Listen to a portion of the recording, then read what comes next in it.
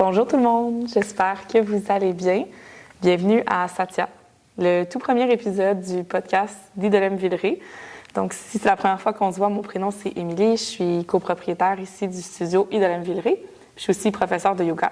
Puis avec moi, aujourd'hui, j'ai Catherine, qui, vous la reconnaissez sûrement, qui est professeure de yoga aussi. L'idée du podcast, puis la raison pourquoi on est ici aujourd'hui, c'est parce que dans les cours de yoga, on fait plein de choses, plein de postures, mais il y a tellement de choses qu'on n'a pas le temps d'explorer ensemble. Fait que j'avais envie de créer un espace dans lequel on peut jaser ouvertement de tout ce qui touche au yoga, qui n'est pas possible d'aborder dans les cours. Fait que c'est un peu ça le but du podcast. C'est rien de trop sérieux, rien de trop organisé. Honnêtement, c'est juste un espace de plus pour parler de yoga parce que on est fan de yoga, c'est pour ça qu'on est ici. Puis aujourd'hui, le but de l'épisode, c'est de parler de Satya. Satya qui est le titre du podcast, qui fait partie de la philosophie du yoga. Donc, brève introduction, le yoga, c'est 8 membres, 8 ashtangas. Puis, un de ces membres-là, c'est les asanas, les postures de yoga, ce qu'on pratique ici en studio. Mais le tout premier membre, la toute première étape quand on s'introduit au yoga, c'est les yamas. Les yamas, qui est l'éthique relationnelle du yoga. Qu'on peut traduire un peu comme des règles de conduite sociale. Exactement. Ouais. C'est notre manière d'interagir avec les autres, d'habiter le monde. Puis, un de ces commandements éthiques-là, c'est Satya. Donc, parlons de ça aujourd'hui. Satya, est-ce que tu as envie d'introduire qu'est-ce que Satya représente? Ce que ça représente pour moi, tu as fait une super introduction là, par rapport à la définition aussi des branches du yoga. Satya, pour moi, ça représente la vérité. Pour ne pas dire ne pas me mentir et ne pas mentir aux autres. Fait que c'est un peu une façon de vivre, c'est un peu une philosophie, c'est une valeur aussi, je pense. Absolument. Puis, si j'avais à décrire brièvement ce que ça veut dire pour moi, c'est vraiment vérité. Après, ça peut s'appliquer dans toutes les sphères de notre vie. Puis là, on va partir. On va partir, mais très brièvement, là, mais c'est ce que ça signifie pour moi. Ouais. C'est exactement ça. La définition un peu plus directe de Satya, c'est vérité. Moi, j'aime beaucoup l'interpréter comme honnêteté. Parce que je trouve que ça enlève un peu la pression du mot vérité. De faire. Un peu. Oui. Mais c'est aussi que vérité, pour moi, ça a une grosse connotation. Ça a une connotation, c'est la vérité. C'est quelque chose de certain. Versus honnêteté, j'ai l'impression que ça apporte un peu plus de fluidité dans le sens où être honnête, ça peut changer selon les situations, selon la période ou la place où tu es dans ta vie. Ouais. Puis, ne pas mentir aussi, ne pas mentir, honnêteté, je trouve que ça résonne un peu plus en moi. Vérité, ça résonne bien évidemment, mais honnêteté, c'est quelque chose d'un peu plus léger. Je sais pas comment le dire autrement. Je comprends ce que tu veux dire. Un peu comme si ça laissait place aux différentes perceptions, peut-être. Ouais. Exactement. La vérité, on dirait que justement, quand je le dis, c'est la vérité, comme s'il n'y en avait qu'une. Versus honnêteté, ça permet à tout le monde d'avoir sa propre vérité, dans le sens où tout le monde peut être honnête, mais ça ne va pas nécessairement apporter la même chose. Oui, je comprends. Ça fait du sens ce que je dis? Oui, ça fait du sens. Donc, Satya, notre thème d'aujourd'hui, j'avais envie de commencer notre discussion avec qu'est-ce que ça implique pour toi ou qu'est-ce que ça résonne. Comment je pourrais dire? Comment Satya se transpose dans ton enseignement en tant que prof? Vérité, honnêteté. Vérité, honnêteté. Écoute, je pense que ça se transpose de façon relativement naturelle, puis de façon, je dirais, innée et acquise, dans le sens où, naturellement, je vais toujours donner des cours que j'aime, que j'aimerais suivre et que je connais. Donc, pour moi, c'est un peu l'essence de Satya, c'est de ne pas enseigner quelque chose que je ne connais pas, de ne pas partager une notion qui ne m'est pas familière ou qui ne me rejoint pas aussi. Je pense que d'être honnête dans sa pratique, dans son enseignement, c'est de partager des choses qui résonnent avec nous. Ouais. Oui, je pense que Full, je me retrouve tellement dans ce que tu dis parce que pour moi aussi, c'est beaucoup ça. C'est beaucoup de...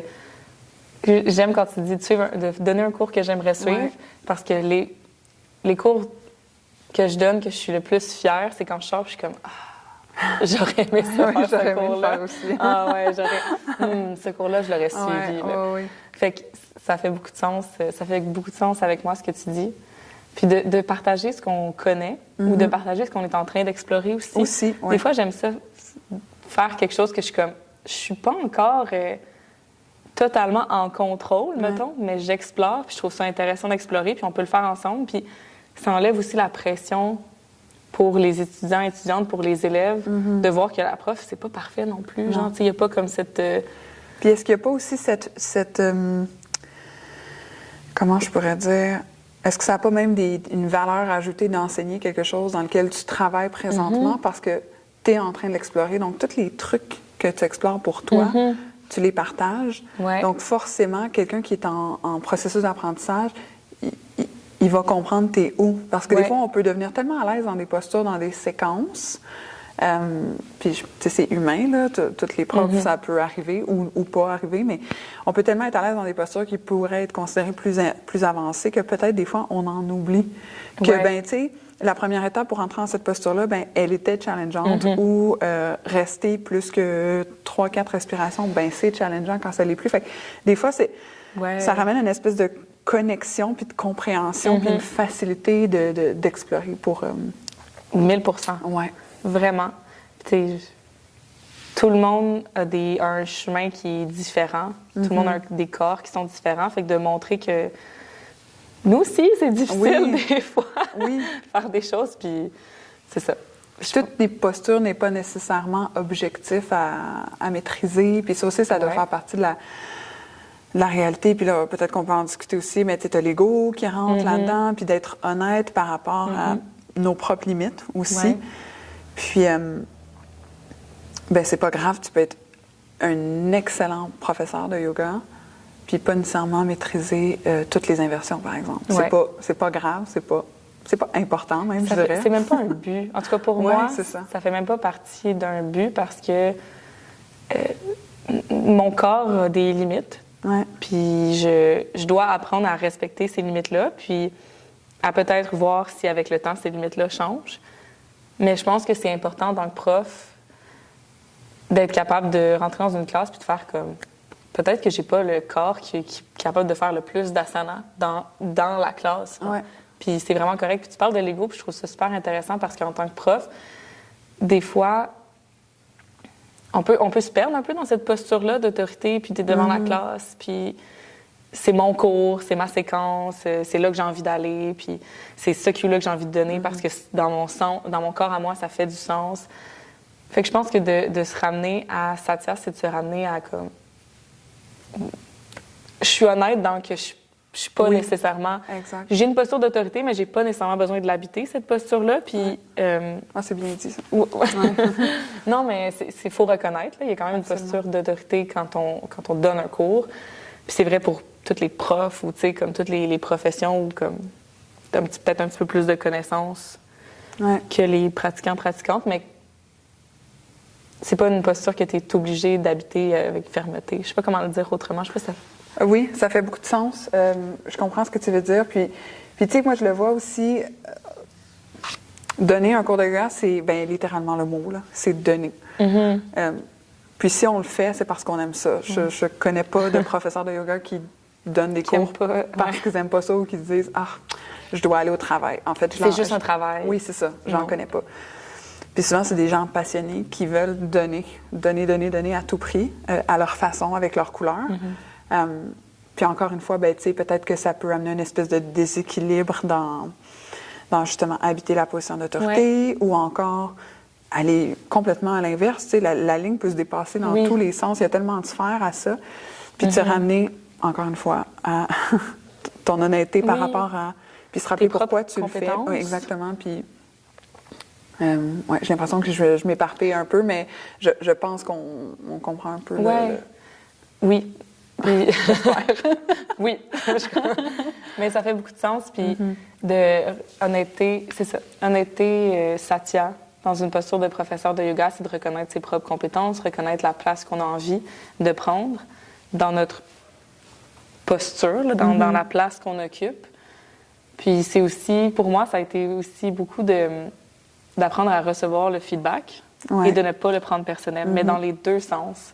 Fait que ça veut dire, puis c'est quelque chose qu'on m'a beaucoup répété dans ma formation de yoga, puis sur le coup, j'étais comme, mais tu sais, on dirait que sur le coup, ça faisait pas nécessairement beaucoup de sens, puis maintenant que je suis prof, ça fait beaucoup de sens, puis je travaille vraiment fort à l'appliquer, c'est que je reçoive du feedback positif, négatif, constructif, peu importe le type de feedback que je reçois, j'essaie de pas le prendre personnel, dans le sens où c'est pas... Comment je pourrais dire? Ça change pas la personne que je suis. Ça peut peut-être changer la manière que je vais enseigner, mais ça change pas la personne que je suis. Fait que si la personne sort de mon cours et est comme « Oh my God, ton cours a changé ma vie, c'était extraordinaire je vais être vraiment contente pour cette personne-là. Absolument. Mais je vais pas faire comme « Oh wow, je suis une prof extraordinaire » ou « Oh wow, je vais tout le temps donner ce type de cue-là ou essayer de recréer cette expérience-là. » C'est parce que si ça t'atteint, le contraire va t'atteindre aussi. Puis beaucoup, puis tu sais, je veux dire, il y a des... On ne fit pas pour tout le monde, autant dans ma personnalité que dans la manière que je donne des cours. Fait que si la personne sort de mon cours puis elle est comme... Plus jamais. Ouais, c'est ça aussi. Je suis chanceuse, ça m'est pas encore arrivé. Tu sais, j'en ai eu du feedback, pas nécessairement négatif, là, mais quand même constructif. On l'appelait constructif. Oui, avant le constructif. Négatif, de genre, c'était pourri, j'en ai pas eu. Fait que j'imagine que les gens s'abstiennent. Aussi, puis tu sais, c'est aussi la responsabilité de la personne qui vient suivre un cours puis des fois, je le dis en début de pratique, c'est de se libérer des attentes. Ouais. Parce que si tu connaisses la prof, que tu suives ses cours à chaque semaine ou que ce soit une parfaite étrangère ou un parfait étranger, on n'a aucun contrôle sur ce que la personne a décidé qu'elle nous donnait aujourd'hui. Ouais. On a le contrôle de décider comment on va le recevoir. Ça se peut qu'on aime, ça se peut qu'on n'aime pas, mais de juste accepter, bien, aujourd'hui, j'essaie quelque chose de nouveau. Puis de pas tu sais, c'est notre responsabilité à nous, là. Quand on est sur notre tapis, on décide ce qu'on fait avec notre corps. Si on sent qu'on peut pas aller plus loin, bien, on va pas plus loin. Puis encore une fois, tu sais, ça loupe toujours, ça revient toujours à être honnête envers soi-même, tu sais, de s'écouter, de suivre. Je m'échappe constamment. Non, c'était tellement... Non, mais c'est qu'il y a tellement de choses à dire, mais c'était tellement pertinent. Puis encore une fois... Bien, c'est ça, c'est se libérer des attentes. Ça, c'est la responsabilité du yogi qui vient sur son tapis aussi des profs. Un cours. Et de la prof aussi. Oui. Tu y vas pas pour... Oui. Oui, c'est quand tu rentres dans ton cours et tu as vraiment envie. Moi, mes slow flow, c'est mon petit cours bonbon de la semaine. Quand je rentre dans mon slow flow, je suis comme, j'ai envie que ce soit le meilleur slow flow. Parce que j'aime tellement ça, donner ces cours-là. Puis je suis tellement dans le moment présent. Puis c'est un des rares cours que je monte pas. Que je monte pas de structure parce que j'ai vraiment envie de filer la vibe. Puis moi aussi, il faut que je gère mes attentes. Là. Absolument. Peut-être que cette fois-là, l'énergie est off. Puis il y a des fois que l'énergie est extraordinaire dans la salle, puis tout le monde respire en unisson, puis c'est comme « wow ». Puis d'autres fois que je suis comme « ah, il me semble que j'ai l'impression que peu importe ce que je dis, je suis pas claire ou je suis pas... » Fait que... Il y a un gros travail de partage aussi, hein? Oui, c'est vraiment de l'énergie, quasiment de la chimie. Puis ça revient à ce que tu disais, où, tu sais... mettre nos limites. Donc, tu sais, des fois, il peut y avoir une super chimie, puis là, tu sais, on peut se laisser, puis là, ça va t'inspirer dans ton flow. Puis des fois, ça sera pas là, mais tu sais, dans les deux cas, il faut que tu te recentres, puis que tu reviennes à... C'est pas grave. Ouais. Tu sais. Ouais, gérer les attentes. Gérer les attentes, ouais. Reconnaître notre place en tant que prof, selon nos propres compétences, selon où on est rendu dans notre cheminement personnel. Savoir pourquoi on le fait, se rappeler pourquoi on le fait. Oui. Je pense que c'est ça tient comme prof. Ouais. En tant que prof de yoga. Est-ce qu'il y a quelque chose que tu aimerais rajouter là-dessus? Probablement 1 million de choses. Mais de toute façon, on va probablement revenir sur des thèmes qu'on a déjà abordés, mais si on passe à... Puis on l'a déjà un petit peu touché, mais comme allons un petit peu plus loin dans Satya comme yogini, comme personne qui pratique le yoga. Puis si tu as envie peut-être de revenir à quand tu as commencé à pratiquer le yoga, avant même que tu saches qu'est-ce que Satya est, c'était quoi ton honnêteté? C'était quoi ta place de vérité dans ta pratique de yoga?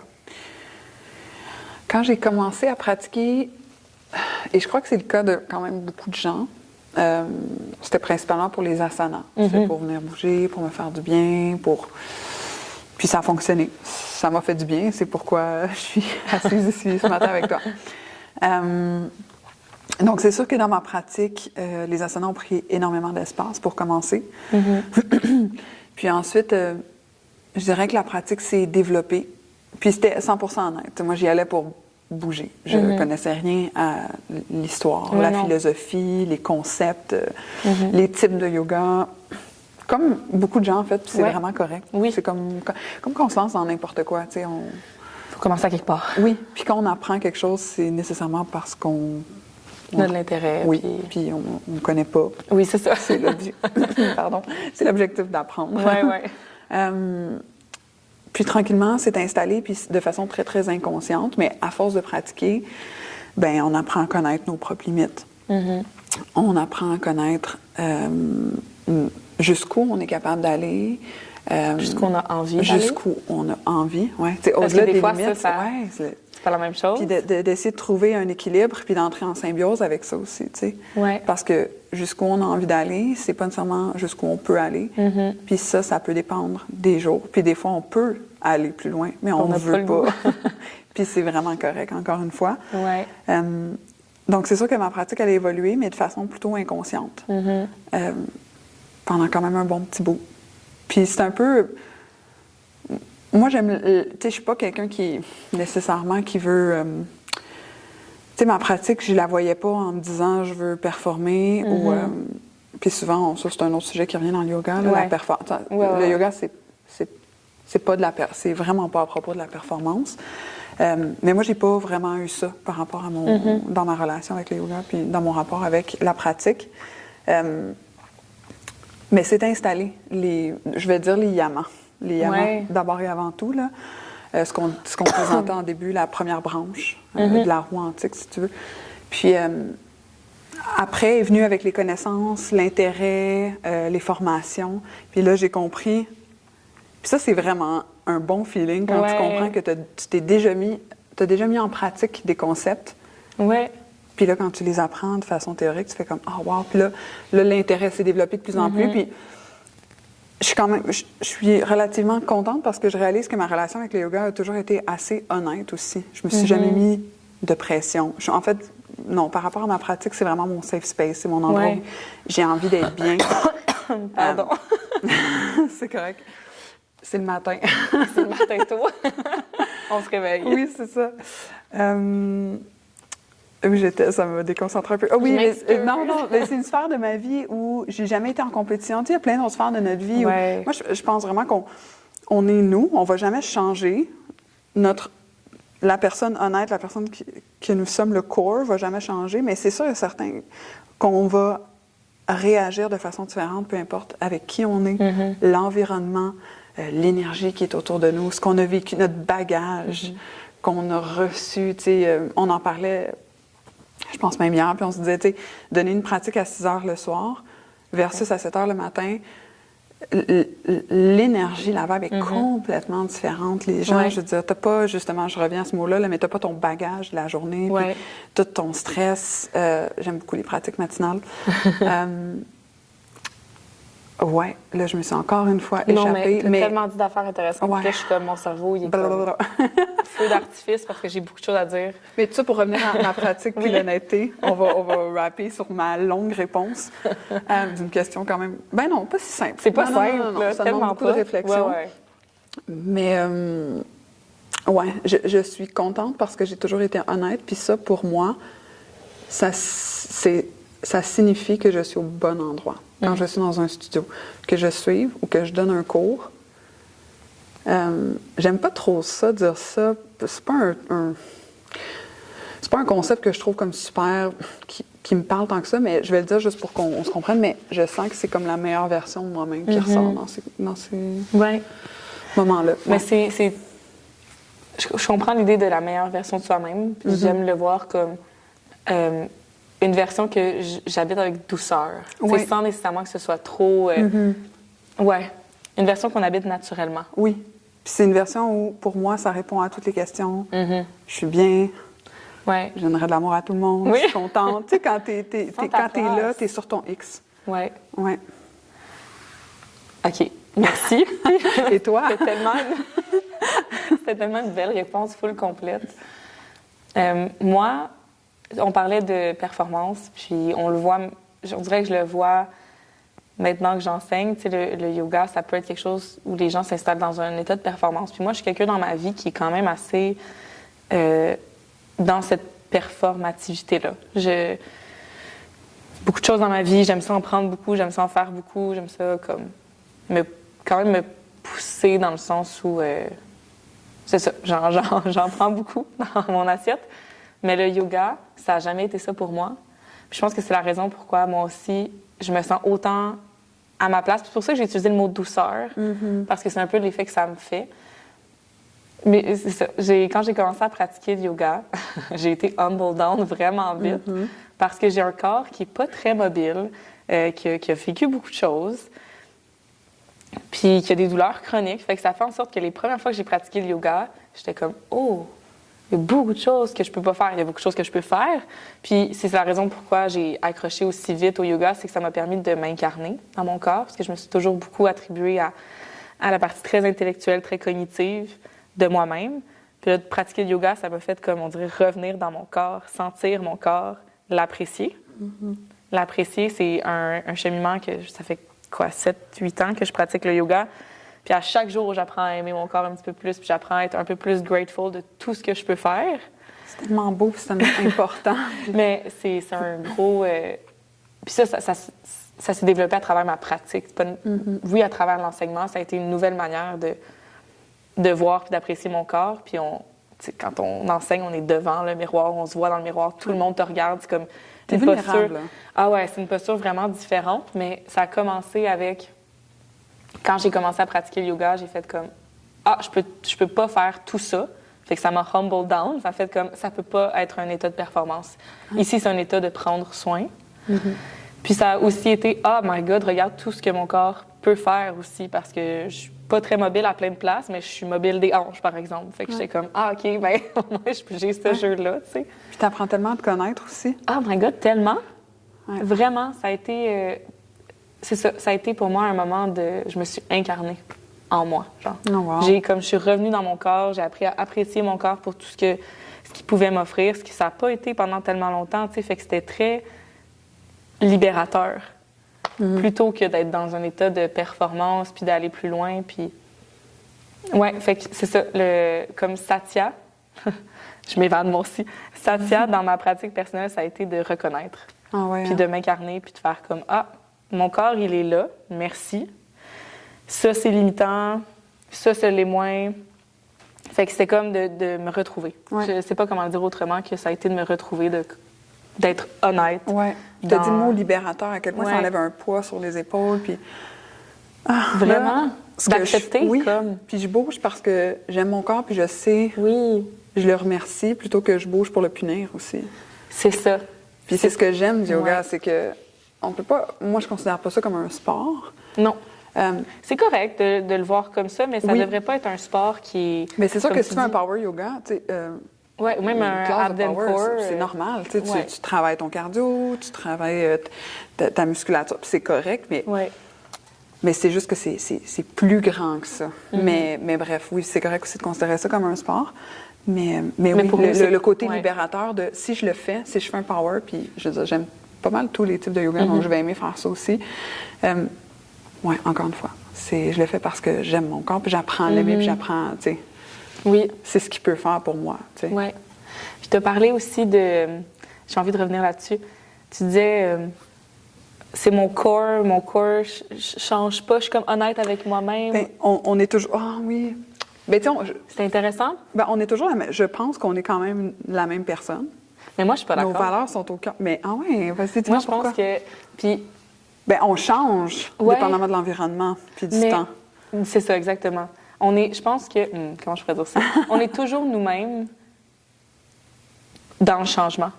C'est qu'on est toujours nous-mêmes sans être une chose fixe. Puis La raison pourquoi je dis ça, c'est qu'à un moment Non, mais donné... c'est intéressant parce que c'est à peu près le contraire de ce que j'ai dit, fait que j'aime ça. Mais c'est pour t'entendre ça, dire c'est ça, je trouve ça super intéressant, mais ça me fait penser à un moment donné, ma cousine m'a dit Ah, j'ai hâte de me trouver. Puis j'ai juste répondu, puis c'est sorti toute seule, puis après ça, j'ai fait comme Ah, je vais réfléchir à ce que j'ai dit. Mais t'as pas besoin de te trouver, t'es toujours toi-même. C'est comme être une personne qui se cherche dans sa pratique de yoga, qui se cherche dans la vie. Être une personne qui se cherche, c'est être une personne.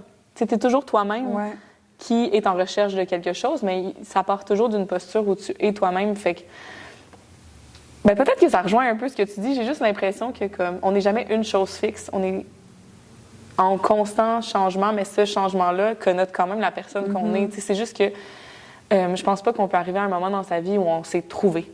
On s'est trouvé comme prof de yoga, puis là, on est cette personne-là, puis ça, je m'installe dans cette posture-là, puis ça ne changera jamais. Je crois pas à ça. Je pense qu'on est tout le temps... Mais je suis assez d'accord avec ce que tu dis. Oui. Ouais. Mais je pense qu'on s'entend quand même, mais on le formule de manière différente. Oui, surtout que j'ai de la misère à le redire, mais je comprends ce que tu veux dire. Food for thought. Oui. Ouais. Je pense que j'ai envie de laisser cette question-là où elle est présentement sur comment c'est Satya dans notre pratique. Parce que peut-être qu'on va se reparler, avoir la même conversation dans 6 mois, puis c'est ça. Ça va avoir changé. On va trouver des nouveaux mots pour expliquer le même concept. Peut-être de façon plus claire ou moins claire. On verra rendu là. Oui. Pour poursuivre, puis je pense que ça va être notre dernier thème de notre discussion d'aujourd'hui. Satya dans le quotidien. C'est quoi Satya dans notre vie de tous les jours? Fait qu'on parle que le yoga, la première branche ou le premier niveau, le premier ashtanga, le premier membre, tout des synonymes. Oui. Vous choisissez votre définition. Ça fait du sens pour vous. Mais c'est les yamas, c'est l'éthique relationnelle. Puis dans cette éthique relationnelle-là, il y a Satya qui est vérité, honnêteté. Mais cette éthique relationnelle-là, le but de yamas, c'est d'apprendre à... Puis c'est la raison pourquoi c'est la première étape, c'est d'apprendre à vivre avec les autres. Donc, Satya dans ta vie, what does that mean? C'est la question la plus facile à répondre. Oui, c'est ça. J'ai envie de te laisser répondre en premier pour celle-là. Ouais. OK. Je parlais il y a quelques instants que ça a été facile dans ma pratique, Satya, l'honnêteté, parce que j'ai été humbled down, humbled vraiment rapidement parce que j'ai reconnu vite mes limites. Puis mes limites qui étaient au départ les limites de mon corps, puis après ça, bon, ça a changé. Là. J'ai découvert les limites de ce que je connaissais sur le yoga. Puis là, à force d'étudier et de faire des formations, ces limites-là changent. Puis c'est sur cette idée-là de limite que j'ai envie de faire du pouce parce que je disais aussi plutôt que dans ma vie, j'en prends beaucoup. Puis je pense que Satya, ça a été facile dans ma pratique de yoga, donc ça a été peut-être un peu plus facile à intégrer dans mon enseignement. Dans ma vie, still working on it. C'est encore quelque chose que je trouve difficile de mettre mes limites dans ma vie, dans mon quotidien. Sur plusieurs aspects, que ce soit sur justement tout ce que je mets dans mon assiette, tout ce que je fais en même temps. Puis ça vient d'une place où c'est parce que j'aime tout ce que je fais. Je suis chanceuse assez pour dire que tout ce que j'ai dans la vie, j'ai envie de le faire. J'étudie, je travaille, j'enseigne, je pratique, je fais de la danse, je fais plein de trucs. C'est tous des trucs que j'aime faire. Fait que c'est dur de mettre mes limites parce que je veux tout faire. Mais ça, des fois, ça me met dans des positions où je suis complètement débordée. Puis j'ai plus d'espace pour grand-chose. T'sais. Fait que Satya, reconnaître mes limites, être honnête par rapport à mes limites, c'est encore difficile pour moi. C'est une place où je suis encore en train de chercher. C'est pas facile quand même. Parce que je sais, je te connais, je sais que tu aimes faire plein de choses en même temps. J'ai un peu aussi ce trait de caractère-là où j'aime toucher à tout. J'aime savoir que je suis une personne qui est, je sais pas si ça va être le bon terme, là, mais multidimensionnelle. J'aime faire plein de choses, des choses qui se rejoignent pas nécessairement. J'aime toucher à tout, j'aime être occupée, mais en même temps, j'aime aussi relaxer. C'est un peu comme... Ouais. C'est un melting pot, puis j'aime savoir que j'accomplis des choses, que j'apprends aux autres, mais que j'apprends pour moi, que j'apprends des autres. Je me qualifie un peu comme une éponge, faire plein de choses qui ramènent à la même chose que toi, qui est de savoir dire non, de savoir mettre nos limites, mais de savoir dire non aux autres, mais de savoir dire non à nous-mêmes. Ben, c'est ça. Parce que c'est notre responsabilité de prendre soin de nous. Puis de trouver la limite en est-ce que c'est prendre soin de moi de faire 1 million de choses que j'aime? Oui. Mais est-ce que c'est prendre soin de moi de faire 1 million de choses que j'aime tout en même temps? Énergie? Non. Ouais. Fait que je te rejoins quand même un peu là-dessus, puis je vais te dire une phrase que ma mère m'a déjà dit, que je t'ai déjà dit. Oui. Puis là, ça rejoint peut-être un peu plus notre vérité, puis dans la sphère de la vie un peu plus sociale, peut-être que là, ça revient au Yama. Sois pas gentil, sois vrai. Puis je trouve ça super beau, puis je trouve ça super inspirant. Puis là, à ne pas confondre. L'objectif, c'est pas, quand on dit sois pas gentil, c'est pas sois méchante, c'est pas du tout le contraire. C'est vraiment c'est de se rapporter à ta vérité, à ton honnêteté. D'être vrai, c'est beaucoup plus facile après. Chaque action amène des actions-réactions, des conséquences. Puis des conséquences, ça peut être positif comme ça peut être négatif, mais dealer avec des conséquences qui ont lieu suite à une décision qui est alignée avec toi puis qui est honnête, c'est beaucoup plus facile d'avancer. D'assumer les conséquences. D'assumer, oui. De ne pas avoir de regrets. Ouais, cette phrase-là, on s'en est déjà parlé, puis elle me parle vraiment beaucoup, puis elle va sûrement parler à beaucoup de gens qui sont très people pleaser dans la vie, puis qui ont de la misère à être honnêtes, plutôt avec eux-mêmes, avec leurs limites, de faire comme... Ce qui est important, c'est d'être vrai, puis de prendre le temps de me poser la question si ce que je fais est aligné avec moi-même. Fait que ça ramène aussi, ça m'amène à penser beaucoup à l'authenticité. Puis l'authenticité, ça implique de la réflexion, ça implique de se poser des questions, ça implique de la conscience, tu sais.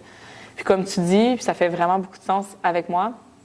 Puis je pense que ça, au moins, je l'applique. Tu sais, des fois, j'en mets beaucoup, beaucoup dans mon assiette. Puis là, après ça, je suis un peu overwhelmed, mais j'assume. Oui. J'assume que c'est de ma faute si je suis dans cette posture-là. Fait qu'au moins, je suis vraie dans... J'ai pris tout ça. Peut-être que je reconnais pas super bien ou toujours très bien mes limites. Mais je suis dans un espace où j'aime tout ce que je fais. Fait que j'assume. T'es alignée quand même. Ouais. Parce qu'il n'y a pas de bonne réponse à ça. Tu peux... Non, il n'y a pas de bonne réponse. Être aligné avec toi-même, ça t'appartient. Absolument. Puis ça revient un peu à ce que je disais au début, que pour moi, ça teste un peu plus honnêteté que vérité, dans le sens où honnêteté, ça permet la multitude. Absolument. Ça permet la multitude des vrais, des êtres qui sont vrais, genre. Oui. Fait que... Parce qu'il y a autant de vérité qu'il y a de personnes, en fait. Ouais. Fait que quand tu as dit multitude, c'est ce que ça m'a fait penser. Ouais. Je suis vraiment d'accord avec toi là-dessus. Je pense que... Je pense que ça fait beaucoup de sens, ce qu'on dit. Oui. Être vrai dans son quotidien. Est-ce qu'il y a des moments où c'est plus dur? Pour toi, être honnête envers toi-même, est-ce qu'il y a des contextes ou est-ce qu'il y a eu des passes où ça a été plus difficile d'intégrer Satya dans ta vie? Oui, certainement. Je pense qu'en vieillissant, des fois, on a plus de facilité à être... On parlait d'authenticité, mais... À reconnaître. Ouais. À être honnête avec soi-même, envers les autres. C'est certain.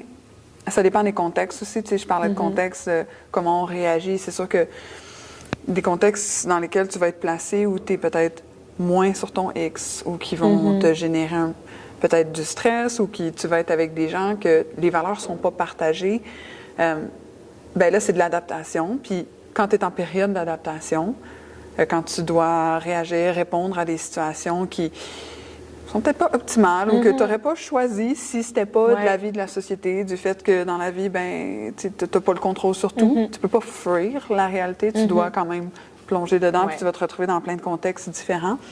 Ben, je te dirais que c'est dans des c'est assez flou, là, j'ai pas d'exemple précis, mais je pense que tout le monde peut quand même relate à ça, dans le sens où on s'est tous retrouvés dans des contextes qui pouvaient être plus stressants ou qui nous parlaient moins, ou qui n'étaient pas alignés 100% avec nos valeurs, mais que la vie fait en sorte que là, en ce moment, on est là.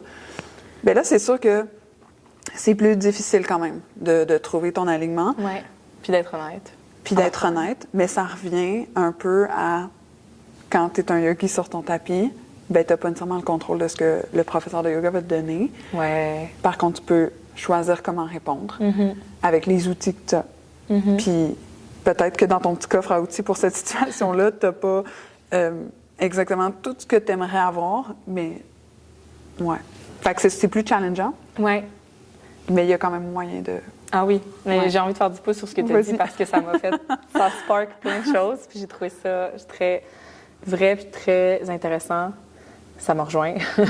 Mais c'est l'idée que c'est ça. Des fois, quand on est dans des situations qui sont pas optimales, puis ça n'a pas besoin d'être des situations stressantes, challengeantes, etc. Des fois, c'est juste...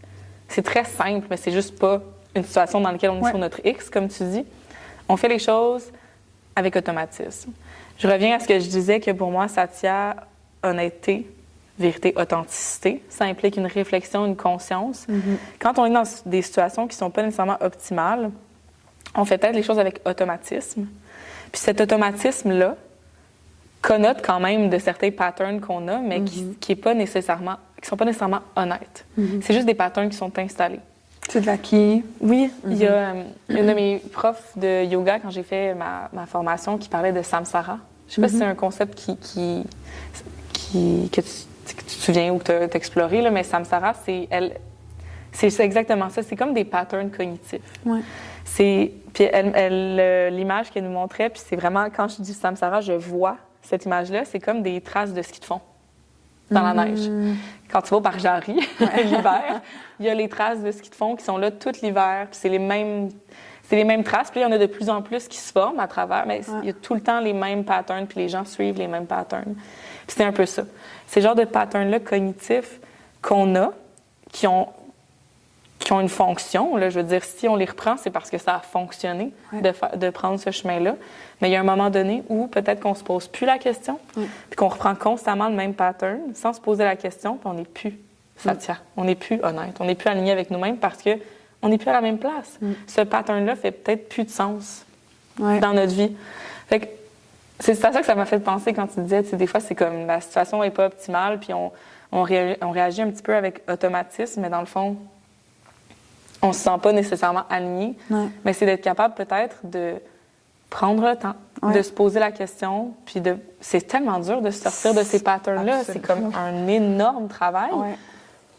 Mais ça nous permet d'être plus authentiques, d'habiter le monde d'une manière différente, d'une manière plus incarnée. Je répète encore authentique parce que j'ai pas de meilleur mot, tu sais, mais je pense que Satya, dans le quotidien, ça implique une réflexion, ça implique une conscience, ça implique de prendre le temps. De se rappeler pourquoi est-ce qu'on fait ce qu'on fait.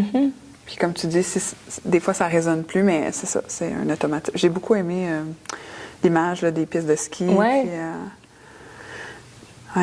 Parce que c'est vraiment ça. Puis quand elle m'a expliqué cette notion-là, on dirait que je voyais là, tous mes patterns. Puis des fois, surtout quand j'ai beaucoup dans mon assiette puis que je suis overwhelmed, je vois pas à quel point je re-rentre dans ces patterns-là parce que, comme je disais, il y a une fonction, là, il y a une raison pourquoi ça a été établi, ces patterns-là, puis pourquoi je suis tout le temps repassée à travers ces mêmes traces de ski. C'est parce que ça fonctionne, mais il y a un moment donné où peut-être que ça fonctionne plus tant que ça, tu sais. Fait que c'est ça. Je pense que je dirais que j'ajouterais que Satya, pour moi, dans mon quotidien, ça implique un réapprentissage, peut-être. J'aime beaucoup le mot réflexion. Puis juste la première étape, là, juste de s'arrêter, de réfléchir à pourquoi est-ce que j'ai dit ça. Puis de prendre conscience que c'est parce que je l'ai toujours fait ou c'est ce que j'ai appris. Puis c'est... faut pas non plus...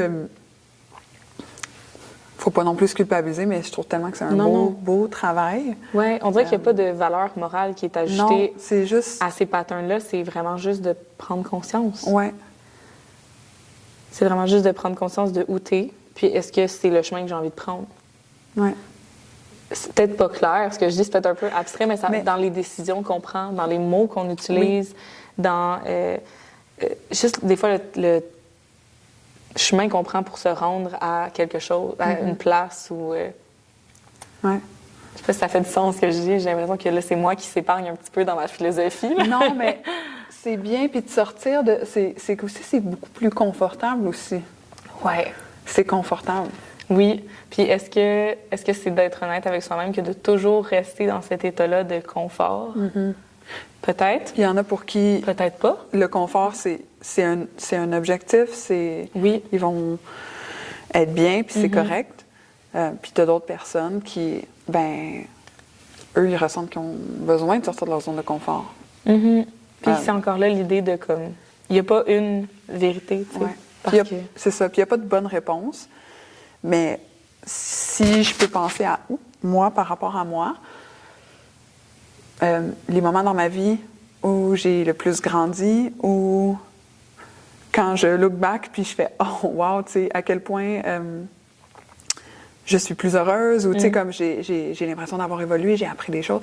Pour moi, c'est à chaque fois quand j'ai décidé de sortir de ma zone de confort puis de prendre des décisions qui étaient complètement opposées à ce que... Tu avais l'habitude de faire. Exactement. Ouais. Moi, j'ai eu les deux. Ouais. J'ai les deux, puis je trouve ça intéressant parce que ça dépend du contexte. Ouais. Je pense que mes plus grands apprentissages, les apprentissages qui m'ont le plus marqué, c'est quand je suis sortie de ma zone de confort. Que ce soit en voyage, que ce soit dans ma pratique de yoga, que ce soit dans mes études. Les moments où j'ai le plus appris ou les choses qui m'ont le plus marqué dans mes apprentissages, c'est quand je suis sortie de ma zone de confort. Par contre, être dans un espace confortable, ça m'a aussi permis d'aller explorer beaucoup de choses. Un de mes... je sais pas si... Ouais, OK, je sais pas si je parle de cet exemple-là, mais des fois quand j'ai des discussions, mettons, très animées sur la politique ou genre des enjeux sociaux... Tu t'enflammes. Pardon, je m'enflamme ou... Puis j'ai beaucoup... Je vis la vie avec beaucoup d'émotions, beaucoup d'intensité, tu sais. Puis je remets beaucoup en question ce que les gens me disent, puis je débat. Tu sais, j'ai fait des études en philo, j'aime ça débattre, j'ai des opinions réfléchies, mais je suis très argumentative, puis tu sais. Fait que ça fait en sorte que des fois, je mets pas les gens dans une posture confortable pour que ces personnes-là... Comme si tu laissais pas l'espace parce que... Ben pour moi, il y en a de l'espace parce que on peut se relancer à l'infini, puis ça peut être vraiment enflammé, puis pour moi, je suis super bien dans cet état-là, mais je comprends que pour d'autres personnes, ça peut être intense, intimidant, puis ça peut être une situation dans laquelle ils vont se refermer, ils vont pas engager dans la discussion. Fait que les discussions les plus riches que j'ai eues, ça a été quand je me suis contenue, puis j'ai essayé de créer un espace où plus doux, plus confortable, une zone de confort. Puis là, l'autre personne se sentait peut-être plus OK, je vais engager dans la conversation, puis je vais débattre, puis je vais pas être d'accord avec Émilie, puis je vais continuer à débattre, puis j'aurais pas... Cette personne-là se sentait peut-être pas nécessairement comme si je maintenais la vérité, justement, parce que je suis tellement enflammée des fois que je suis comme... je peux donner l'impression que je suis genre assise dans mon opinion, quand dans le fond, moi, j'aime juste ça, débattre. En fait, c'est que toi, t'es prête à recevoir ce même type d'argumentation puis d'énergie. C'est ça. Mais ton interlocuteur, peut-être que lui, il n'est pas là. Ben c'est parce que c'est intense, des fois, recevoir ce genre d'énergie-là. Puis, bref, je pense que c'est pas clair ce que je veux dire,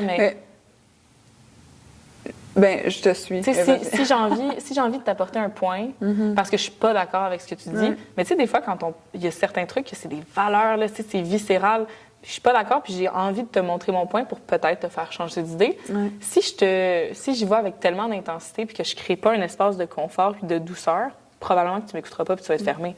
Fait que c'est pour ça que je dis que des fois, d'installer une zone de confort, de confiance, ça peut amener à changer, à aller plus loin. Oh mon Dieu, je pense que j'ai l'impression que je me suis tellement évadée de notre sujet du jour. Mais Oui, c'est ça. Fait que je pense qu'à la fois quand tu sors de ta zone de confort, mais aussi des fois quand tu installes un espace de confort, ça te permet de se retrouver plus. Mais tu as dit le mot espace.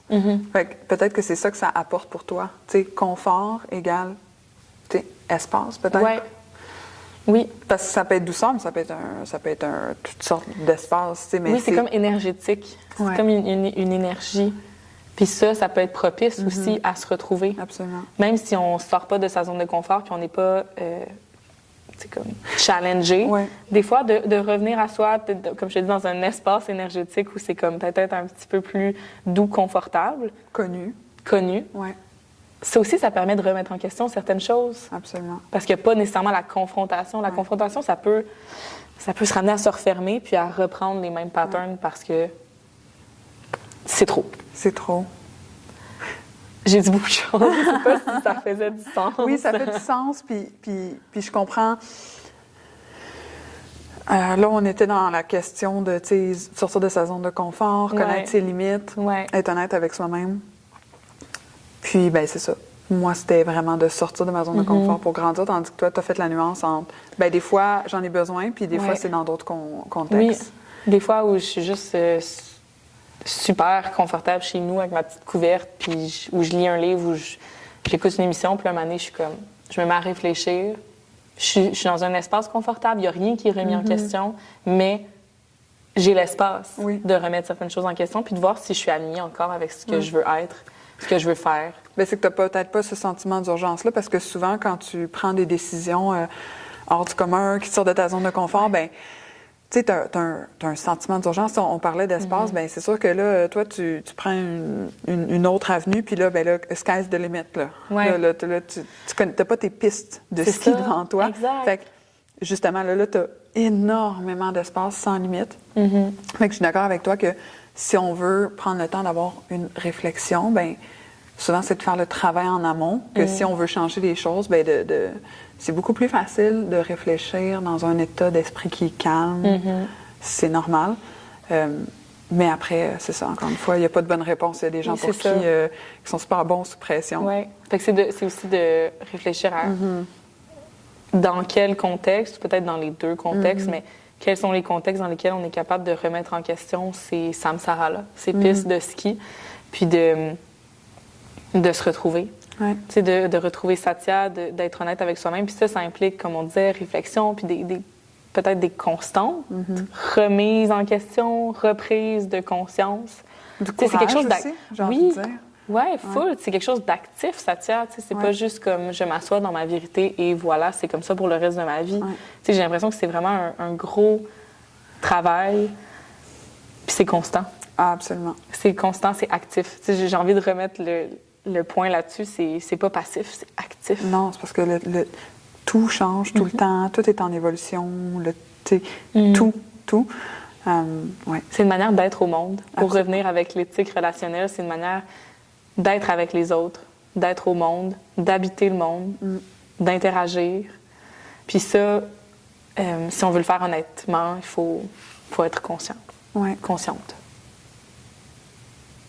Je pense que c'est ça mon mot de la fin. Merci tellement pour ton temps, pour cette discussion super riche. Déjà là, j'ai le goût de continuer à jaser. Je suis comme... Je pense qu'on n'a pas terminé. On n'a pas terminé. Mais de toute façon, on va se revoir pour les prochains épisodes. Merci à toutes celles et ceux qui nous ont écoutés, qui nous ont peut-être regardés. N'hésitez pas si vous avez des commentaires, du feedback. Si vous avez envie de jaser de certains trucs qu'on a dit avec nous en studio, n'hésitez pas à nous apostropher, comme on dit. Ça nous ferait vraiment, vraiment plaisir. Puis on se dit à bientôt.